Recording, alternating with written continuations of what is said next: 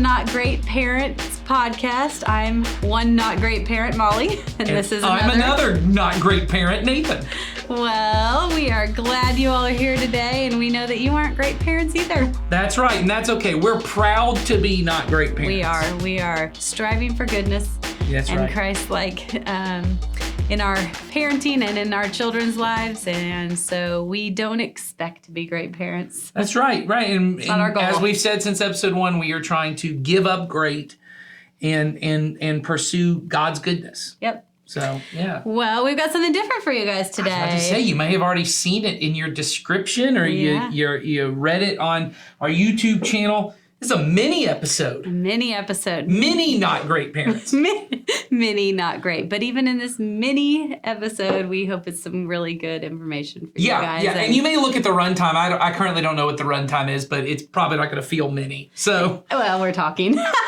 So what does it mean when we say mini? When we're talking, what is the difference between a mini episode and the first two was episode 1 and 2? So what do we mean? Well, what we mean is that it is not going to be a series of segments that we talk about. It's not going to be a lot of different topics that we cover. Maybe it will be, but it won't be, we won't be cutting to a bunch of separate segments and then coming back and forth to them. It's not quite as produced. Right. And a lot of the content that we will get from this will probably and hopefully be coming from you all. Yeah. Other not great parents that have questions. So we want to make sure that there's opportunity for us to just talk about what matters to you guys. Yes. We won't necessarily always produce something around it. We may just have conversations where we just talk about whatever it is that you guys have going on, whatever you guys want us to talk about. So in the Parent Q app, we have a link to an area where you can put questions, and we want you to do that. I think it's also in the description of the episode, too. There's a direct link to it. So you have the link to Parent Q, which we want you to download the app, and there's also a link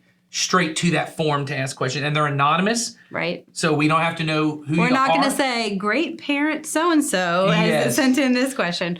They'll be completely anonymous, and we'll talk through them. Yeah. And sometimes it might not be Nathan and I. We might bring on somebody else I was about to say, I think, in the heart of just going with being not great, I think both of us acknowledge kind of there may be things that because we're young in parenting, we've been doing youth ministry and children's ministry a long time, but there may be specific questions that we want to pull in, someone like Jason, who has a daughter who's in college, another one who's in upper high school, or, Ed, who's ancient. And so...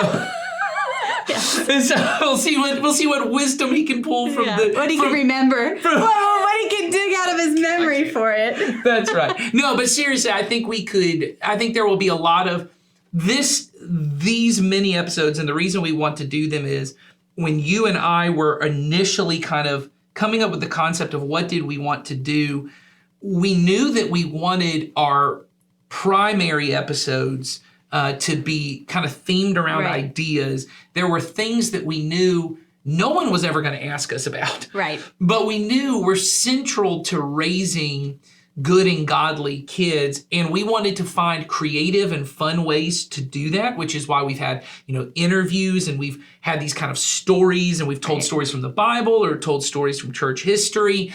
And we wanted to kind of theme those around an idea, but because we're not great, we knew we could not keep that pace of production up. Exactly. But we wanted to be able to do these kind of lighter episodes where we could come in and talk about things like today we're going to talk about an article that we read that we knew didn't really fit a theme, but is something we wanted parents to know about. And like you said, questions. And I think hopefully we have not released an episode at the point we're filming this, so we don't have questions, but we're hoping in future episodes we'll have questions. Plus, on the next mini episode, you're going to get to see Donnie and Sawyer again from the Family Movie Night podcast. And some of you I know loved the Family Movie podcast. Right. So that'll be included in here. That's not going away entirely. Yeah. We're going to incorporate it into here. And so they'll probably happen in these kind of mini episodes. So this will give us a chance to cover multiple ideas that we want to deal with. Yeah. And so I'm excited about them.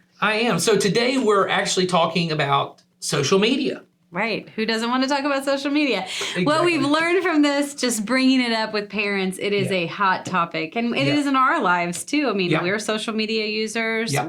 The church is a social media Yes. user.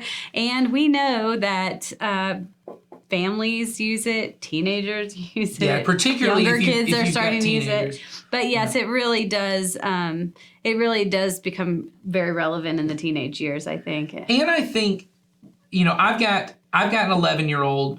You've got a 10-year-old, 10-year-old, 10. and they're already at the age where I don't feel like mean dad by saying no, you can't have social media, but they are at the beginning stages of, well, why? My kids were like, I was at the gym the other day, or I was at church even, Right. and there was a kid watching TikTok, and we've had to tell them, like, we don't want you watching TikTok because there's not a lot of control of what shows up there. Exactly. And anyway, so having those conversations, I'm not mean dad yet, but I'm starting to have those conversations. But I know by the time they're 13, 14, there may be decisions I have to make that would make me feel like mean, old-fashioned dad who doesn't get it, Oh, yeah. And so even if you've got kids that are upper elementary, you're also having these conversations. Oh, absolutely. I mean, I'm having one conversation about when can I get a phone, and Right. that's a whole nother thing. Right. But the main reason why I am not interested in my child having a phone right now is the social media aspect. Yeah. Is it's not that I think he's going to sit down and play a game and never get off a game. It's the access to other people that he would have through social media and Right. all the things that come with that. So I'm still I'm not the worst mother in the world. Right. But trying to understand why he doesn't have that phone. Yeah. But I also am having those conversations, and I'm hearing other parents talk about that as well. Well, and then it gets complicated because I know many people, you are in a situation where you are co-parenting, and Yep. because you're co-parenting, your student has to have some kind of device, a phone or something, because the other parent in the situation has either given them the phone or you guys have agreed upon, we're going to have the phone so that mom or dad can have conversations with kid. And so it gets complicated. I don't think it's as simple for everyone as we're just going to avoid the conversation right. completely. Right. And I don't think that, each family is going to have the exact same thing. And it might even Right. be different from child to child within the same family No, based yes. on various factors, not just the age factor. It may be based on maturity factor and things that happen in your family. And the truth is, it's okay for it not all to look uniform. I saw a meme the other day that was like,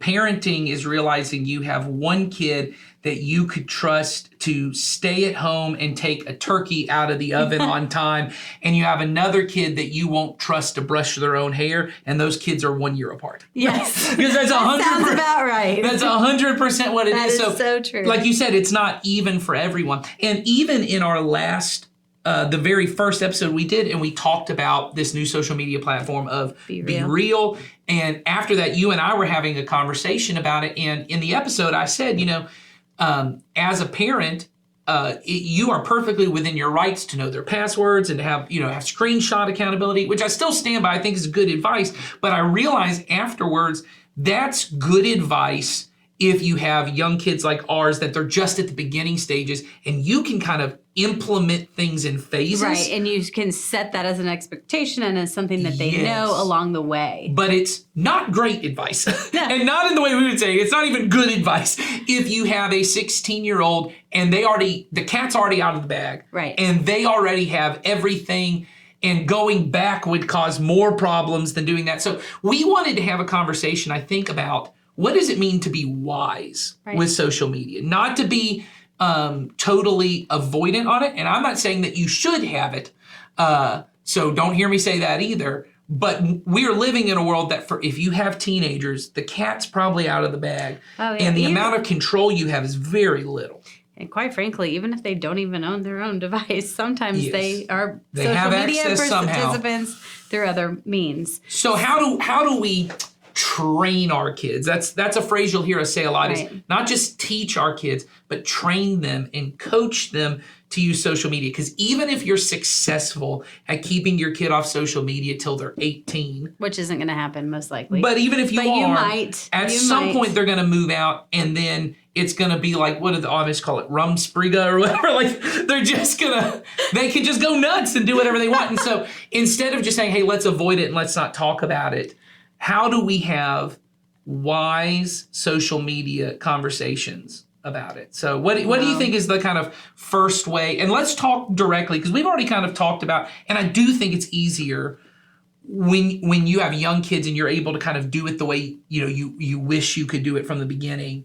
I want to talk about, let's say you have a 16-year-old. How do you have the conversation with a 16-year-old about, let's be careful? And maybe the easier way to start is, what are the things we really want them to be aware of with social media? You know what I mean? Right. I mean, I don't think it's so straightforward as post this, don't post that. Right. I mean, for me as a parent at any age, it is always going to be around interacting with people you don't know. Oh, okay. Sure. That is always going to be, I feel like as a parent, social media is similar to dropping your child off at the state fair or somewhere like that and walking away without some sort of sort of involvement. You would never just drop your kid off at the gate without having a conversation with them up front. You would never say, this is what we're going to do, or this is where you're going to go, just so that you're on the same page about it. I think, if the cat's out of the bag on social media, absolutely, you can talk about it with them still. I think. Well, I think there should be an expectation within the relationship, and these are the things you may have to work on if this is not the way the relationship is. But learning how to have honest conversations, right? Which often means you have to be honest. Absolutely. That was going to be my next point. Yeah. I mean, you have to be honest even around your own social media use. Right. Like, this is what I've seen. But also, I think having a level of grace and patience in that, I think we get freaked out because the internet is forever. And being able to explain that to our kids, I think, is important. The internet's forever. What you post, even if you delete it, it is in some form there. But being able at the same time to understand, even though the internet is forever, which I think is a good reason to not put your kid on there when they're really young. Yes. But being able to have the grace of their frontal lobe is not fully developed enough for them to make comprehensive, so they're going to make dumb mistakes. Oh, yeah. And being able not to freak out as mom and dad. I think when we as parents go in guns a-blazing, we are already going to destroy the ability to have a productive conversation about it. Yes. So I think whether that be, when you're having the initial discussion with them or when they do screw up, because they're going to. Yes. So I think, we immediately lose any ability to have a conversation if we come in there. Yeah. If they're already using it and we come in, like I said, guns a-blazing, it is already going to put your child on the defensive. Yeah. I also think it's important. So one, have conversations. I think that's important. I think another one is set clear boundaries. Yep. I think this is true, and we probably will do a themed episode on the importance of teaching our kids boundaries. Oh, yes. At some point. But I think being able to say to them, you need to have boundaries of what you will and won't post online. There are certain aspects of your life they don't need to see. And it's not about like cleaning it up to make it look perfect. It's a matter of saying there are parts of your life that should be private. Right.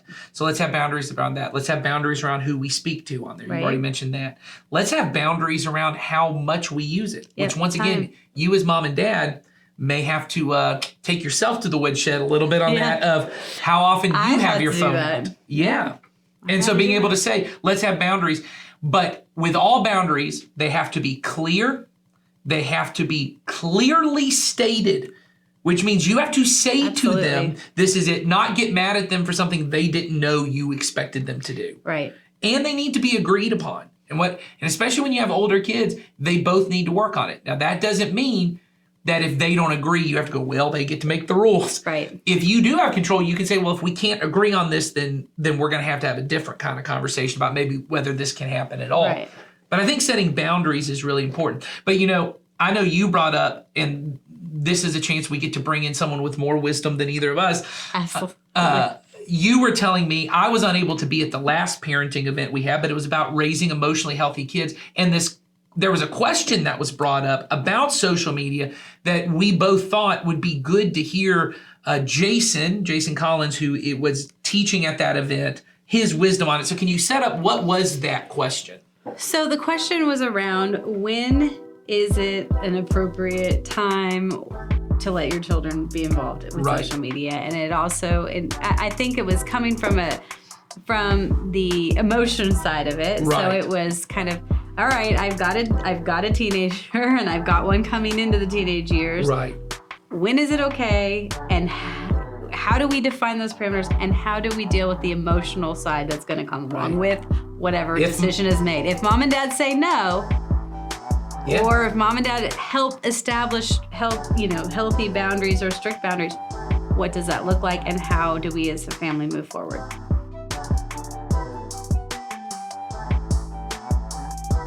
I want to introduce you guys to Jason Collins. Many of you already know him, and he's one of our teaching pastors here. And he also is part of our parenting ministry, That's right. which we have talked about previously a little bit. But Jason, why don't you tell us a little bit about, in your words, what parenting ministry is about? Wow, that's a big question, but I would boil it down to this. We believe as a church, it is our role in families' lives to be a support system to parents to help them disciple their kids in the way of Jesus and the kingdom of God.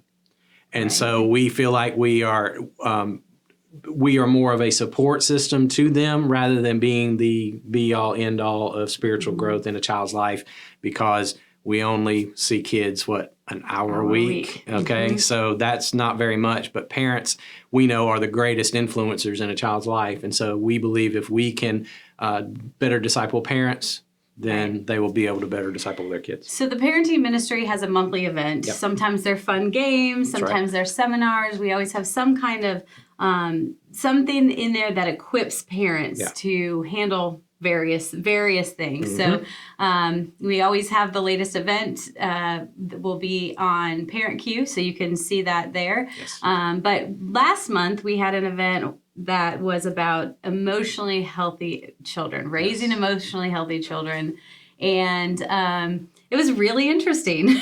And I'm glad you say that. It was a great topic. I felt like people had they were really engaged, and I think that they had a lot of questions came out of that. Definitely. Some of them were directly about the emotional state of their children and how to handle emotions, or how to allow those emotions to flow at home. And then some came more specific. So one of the ones that we thought was really interesting was question around social media. Yeah. So which is the most popular question I get from parents these days. probably every few sessions there's something about what do we do with social media. Exactly. So one of the questions that came up was around, it came from a family that had two children. One was younger, one was older. And it was, how do you go about setting limits?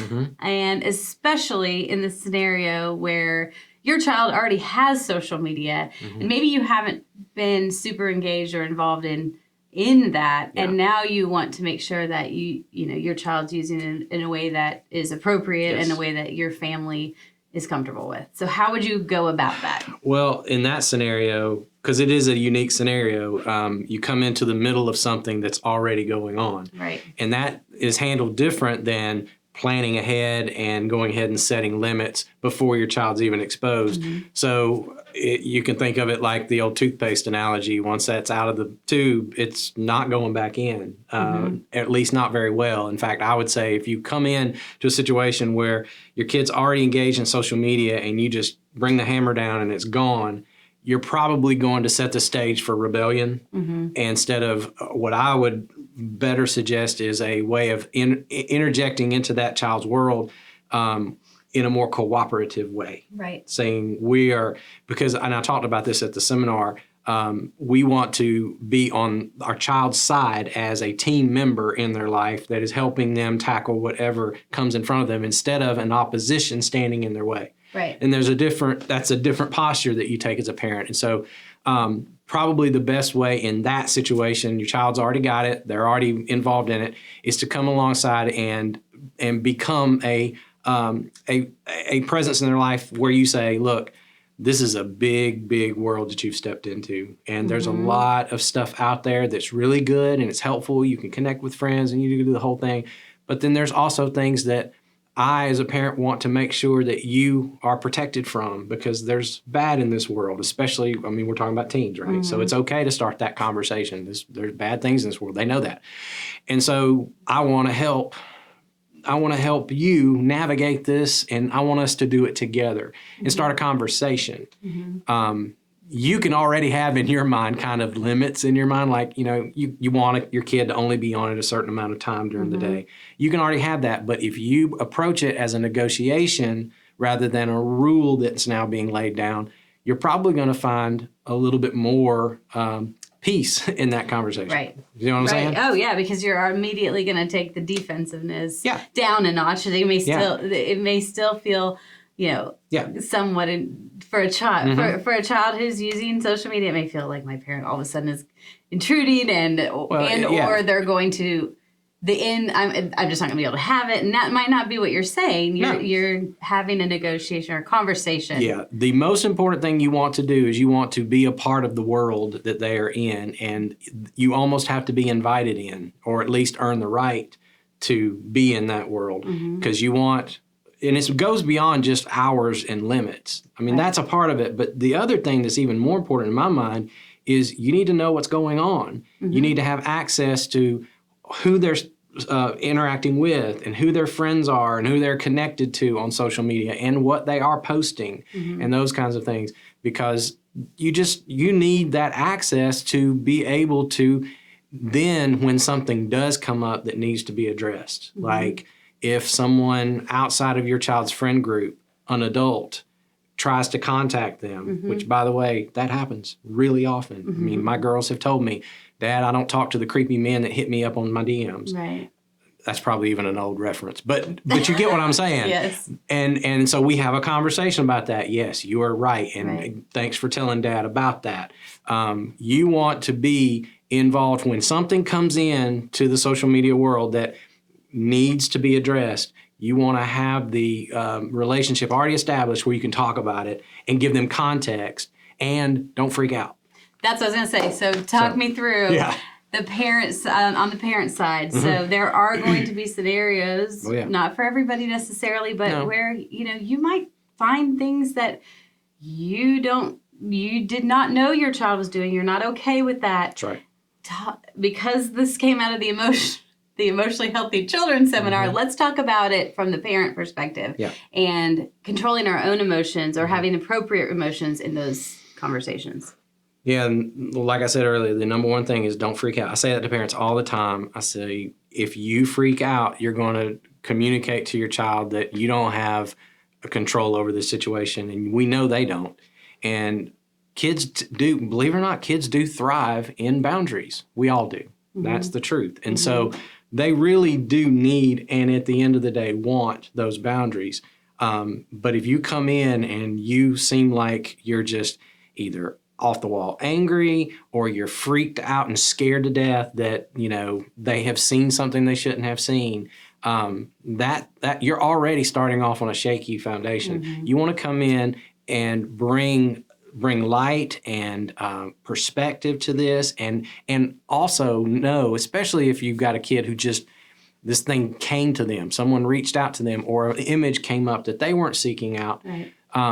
Okay, let's talk about that. It's not you're in trouble and I'm mad at you, or for heaven's sake, God is mad at you, or anything like that. It's okay, let's handle this. Let's talk about this, and you show them how to handle it like an adult, and you'll be training them to become an adult who can handle it. One of the things I thought was so great during this seminar was the act of asking questions. Yes. So rather than making assumptions, whether we were talking about their emotions, but just in general, ask questions. And I think that applies here too. And non-accusatory questions. Just understand how they're using it. Understand what's important about that. Understand, you know, who they're interacting with, but do it in a question form, I think. And getting down to the emotions of what is going on in it. You know, when this person reached out, or when you saw this, or whatever it is that you're dealing with in the moment, tell me how that made you feel, and try and pull out some of the emotions, because that's the part that oftentimes our kids are dealing with internally. and they don't know how to handle it because they're not yet equipped for it maturity wise. And so we need to come alongside and be that partner that helps them process. And like I said in the seminar, for those of you who were there, we need to give our kids the place and the space to feel whatever it is they feel and let them know and normalize it. Say it's okay. Let's just process it. Let's talk through it. And mom or dad is here, and there's nothing wrong with you. This is part of life, and we're going to figure it out. Yeah. All right, Nathan, I know we both recently read an article, and I think it's a great time to talk about it. So I'll let you kind of tee it up for us here. Yeah, so the article I heard about it through Ed, our senior pastor, my dad, sent to the whole staff this article from churchandculture.org that it was this research that was recently done, and the title of the article was that teen girls are in crisis. And it was actually a report done by the CDC. They do like a youth, let me see what it's called, the Youth Risk Behavior Data Summary. So whether or not you like the CDC or not, they still have the research. They do have the research for us on this. And basically what the Washington Post reported, and this is where kind of this stuff came from that CDC report, was that there is a pervasive sadness, suicidal thoughts, and sexual violence that are endured by teen girls. It has jolted parents and the wider public. And what they came to was that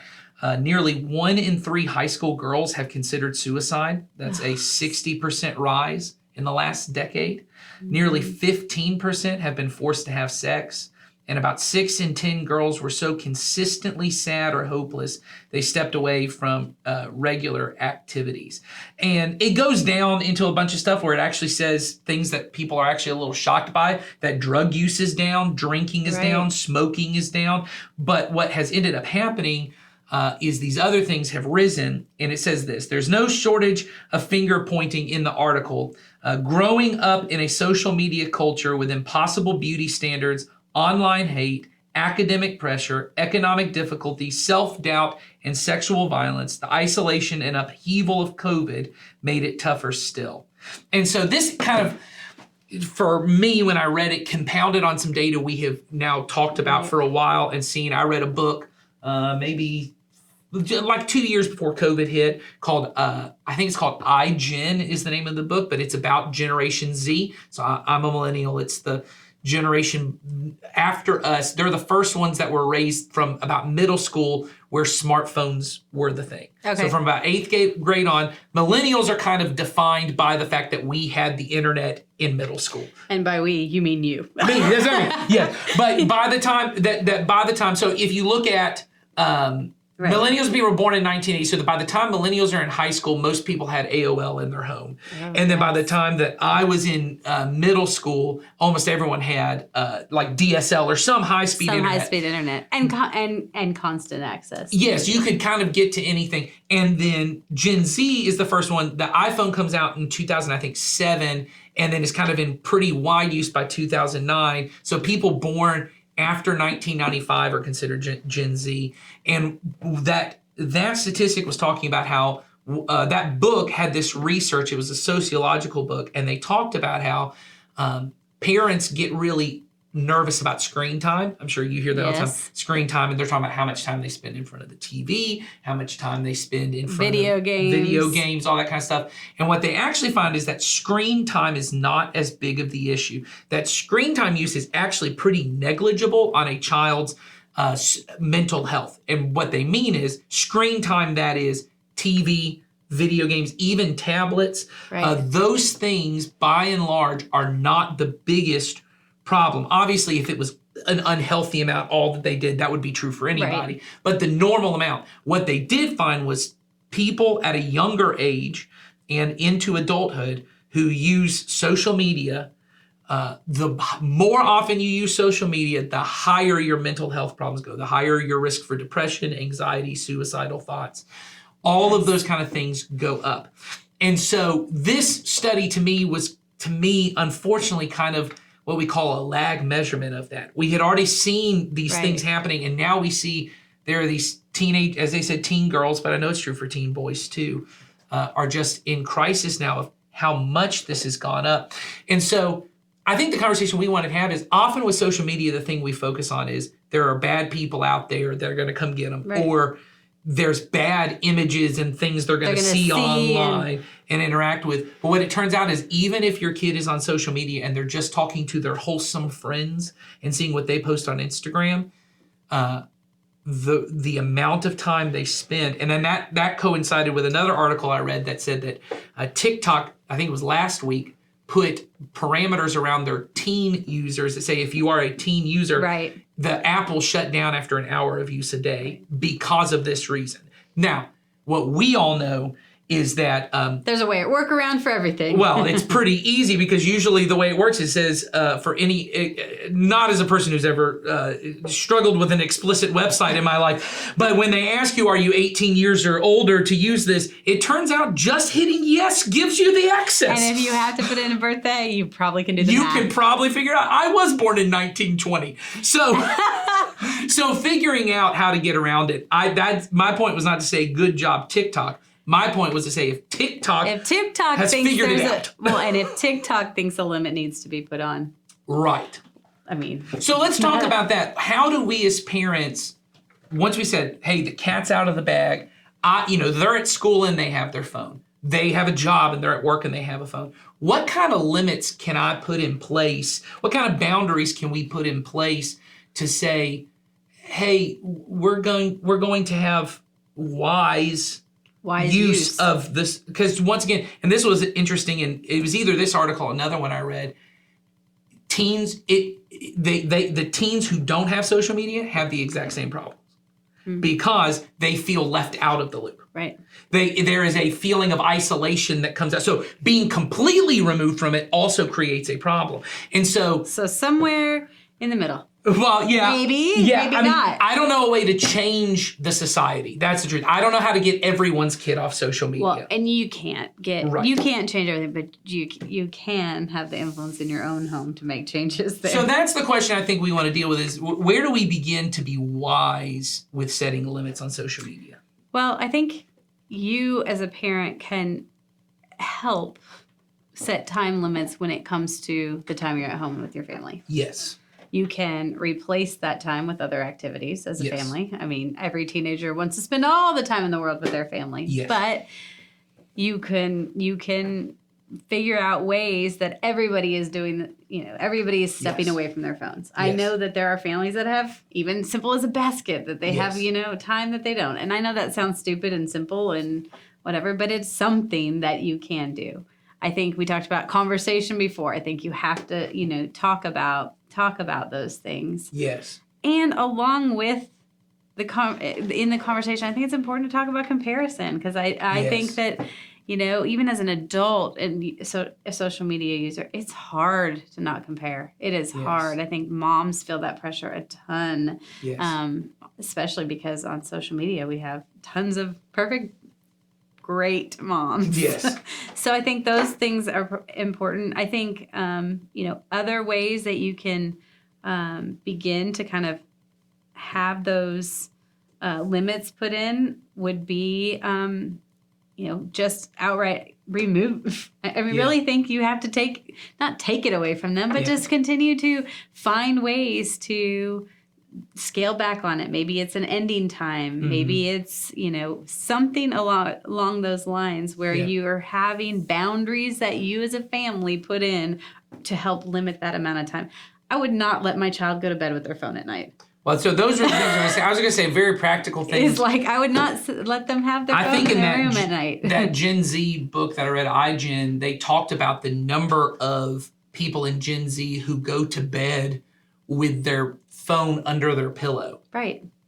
Is an insane amount. And being able to say your phone goes to sleep in a different room, and your phone. I heard someone say this, and I thought this was a good little catchy way of saying it. Is I wake up before my phone does, and I go to bed after my phone does. That's great. So my phone's in another room. I get an alarm clock for my kid. Oh, yeah. And they have a physical alarm clock that wakes them up, and they have some amount of time in the morning before they leave not on their phone. Right. And then before they go to bed, the last thing they're not watching is scrolling through and seeing everyone else who's happier than them. and everyone else. Now, they're not, and we know that. Everyone's just putting their greatness out there, but they're not just sitting and looking at this person's happier than me, this person's prettier than me, this person is doing more than I'm doing. That's not the last thought before they go to bed. They have time to decompress. I think what you said of having limits on family use, here's a great book that I think would be great. It's called The Tech Wise Family by Andy Crouch. And I think it is a phenomenal book that goes into this, but he talks a lot about, he doesn't allow his kids to have their phones in the car, not in the car, but not out in the car when they're driving. They have an iPod still. And they listen to the iPod, and everyone gets to kind of pick a song. And he said what happens is when you have teenagers, none of them can agree on a song. So mostly you ride in silence and talk. There you go. Because one of the things that the book iGen talks about is there is a way to reverse it, which is the more in-person connections they have with peers and adults, that they can have meaningful relationships. It counteracts the social media stuff. So I would encourage, I heard a parent, and I think it was on TikTok, so maybe that's a bad idea, but I think I heard this on TikTok. But a parent was talking about, they call them feast days. As they said, when their teenagers got older, it was hard to keep their family together. And I think I've heard about this. Yeah, and they did a thing called feast days where they said they wanted to make Saturday nights at their home the best thing in the world. And so they would say, you can invite as many people that you want over, and we'll make your favorite kind of food, and everyone will hang out together. And he said, I would make it so much fun to be at home that they would rather not be somewhere else. I saw this too. And I think the truth is that's even an older model of thinking. And what I mean is, my experience has not been that teenagers are out just going nuts in parking lots and going out and doing crazy things. They're mostly on their phone at home. Or in small groups of people. Yeah, or talking, but most of their connection is happening through this. And so for you to say, put the phone down and invite those people over to the house, and you can have space here, and I'll accept your friend, and yes, they're weird to me, and yes, I don't understand what music you're listening to and these kind of things, but you have a place here you can hang out. Right. And I'll make it fun, meaning I will get out of the way. I will get out of the way. I will create. I will not be. I will create an environment and give you the time so that you can have those relationships here in a healthy environment. And I think being able to have kind of fasting from the phone, being able to say, hey, after dinner time as a family, we're all going to do something together. Or, as you get teenagers and they have their own schedule, that may not happen. But once a week, we're going to have a family meal, and we're not going to have our phones out. And mom and dad won't have our phones out. And we're just going to be together, and giving that little bit of grounding to your kids, rooting them in something real, I think is important. And I think you can, there are apps to help shut your kids' phones off at certain times, and those things are usable tools. I just think as a parent, especially with kids that are older, some of these that are already, heavy users, you do need to replace that time with things that are valuable, not just say, hey, I'm taking your phone now, you go in your room and do something, and I'm going to go over here and do something. And I think we're going to have an interview later on about this. I know when you have teenagers, and I already feel this with my preteen, like there's a feeling of they don't want me around and they don't want to spend time with me. But, my brother is a high school math teacher. I was a, youth group leader for a while. I've talked with Sawyer about this, who leads youth here. The amount of kids that, at least for the last 5 or 6 years, say that the thing they want most from their parents is their attention. Yep. That they feel like their parents are consumed with their own phones and their own activities, and they shuttle me to places, and they put me places, but they don't really. The art of conversation with a child and parent, not that it's an art, but the consistent dialogue and attention between a child and a parent is somewhat lost at the moment. Well, and I think what breaks my heart about that is because I'm a parent, and I know many of the parents here in our church.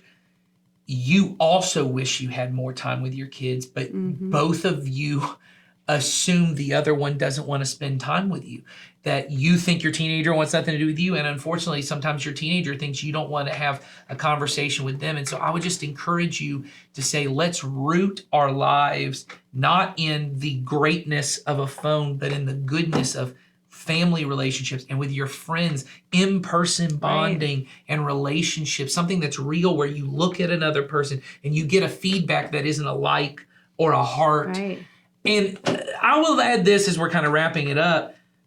One of the reasons we brought Be Real up, and both Sawyer and I kind of talked about this, the thing I love about Be Real is that I bet I spend 2 minutes on Be Real a day. I mean, Sawyer, Right. I mean, average time, how much do you spend on Be Real? Yeah, 10 minutes at most. Yeah, like, because it's a closed loop. It's not Right. TikTok that is endless scrolling. It's There's not no- Instagram that right. takes me back 3 years. You know, I could sit there and keep going till it's empty.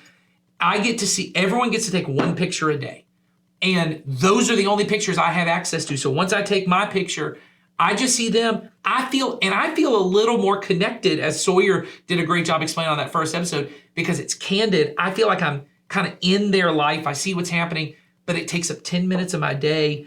And It put a pre-established boundary for you. Yes, because there's nothing else for me to see that's I not can't already send them there. a separate message, Yes. an instant message or something. Yeah. I can't DM.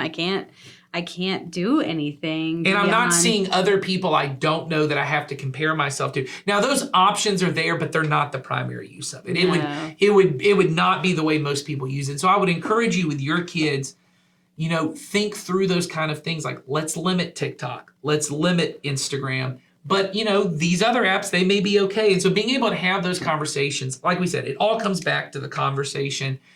And you don't have to take the things we said as, you know, gospel Oh gosh, truth. feast night we're starting it to Disney. Yes. Although I think it's a great idea, but Yeah. I'm saying you don't have to. You get to decide as a parent what social media use looks Yes. like in your house, but you can't make a plan for it if you're not aware of Yes. of. And I how think it- just being able to have the conversation allows you the grace as mom and dad to not be great Yep. and to not get it perfect.